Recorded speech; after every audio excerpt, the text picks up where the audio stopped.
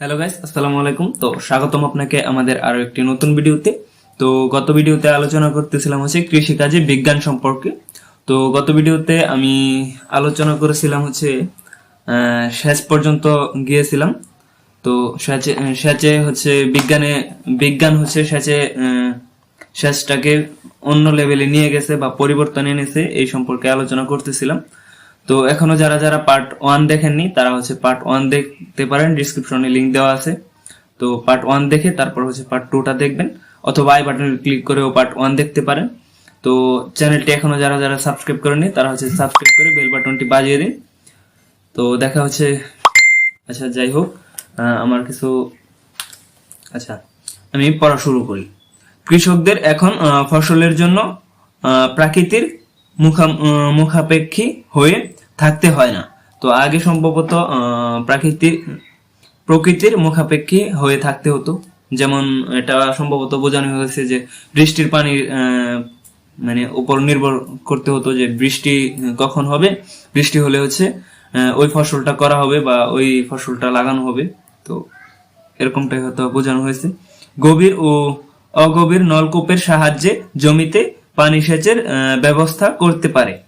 এক্ষেত্রে সেচের জন্য ভূগর্ভস্থ পানি তুলতে ব্যবহৃত হচ্ছে বিদ্যুৎ শক্তি চালিত পাম্প।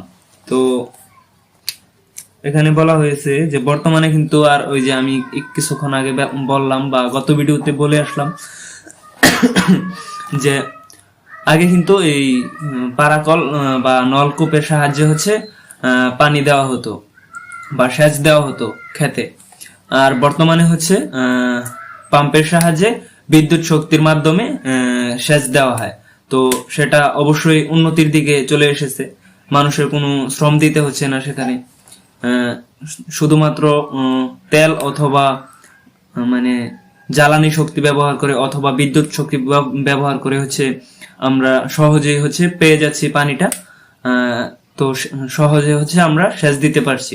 তো এটা অবশ্যই আমাদের জন্য কল্যাণকর হয়েছে বা সুবিধা হয়ে এসেছে। তারপর হচ্ছে অতিবৃষ্টিও আজ কৃষককে ভীত করেছে না। বিজ্ঞানের আদলতে জমির অতিরিক্ত জল নিষ্কাশন আজ অত্যন্ত সহজ ব্যাপার হয়ে দাঁড়িয়েছে। বিজ্ঞানীরা এখন কৃত্রিম বৃষ্টিপাত ঘটিয়ে কৃষিক্ষেত্রে নতুন অকল্পনীয় অগ্রগতি অর্জন করেছেন। তো বর্তমানে সম্ভবত কৃত্রিম বৃষ্টির ব্যবস্থাও করে ফেলেছে বিজ্ঞানীরা। তো সেটা সম্পর্কে তেমন ধারণা আমার নাই, যার কারণে হচ্ছে সে সম্পর্কে আলোচনা আমি করছি না।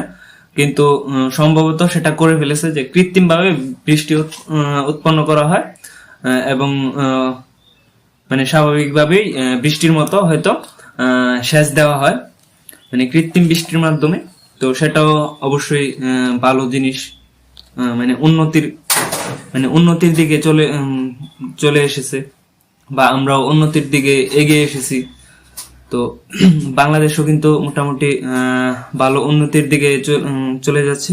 তো তারপর হচ্ছে উন্নত মানের বীজ উৎপাদনে বিজ্ঞান কৃষিক্ষেত্রে যে ভূমিকা রেখেছে তাও অভাবনীয়। তো উন্নত জাতের বীজ কিন্তু বিজ্ঞানের মাধ্যমে সেটা হচ্ছে নির্বাচন করা হয়েছে বা নির্বাচন করা হয়। তো আশা করি বুঝতে পারছেন। আজকের মতো এ পর্যন্ত। ভালো থাকবেন, সুস্থ থাকবেন। দেখা হবে আগামী কোনো ভিডিওতে। আজকের মতো এ পর্যন্ত।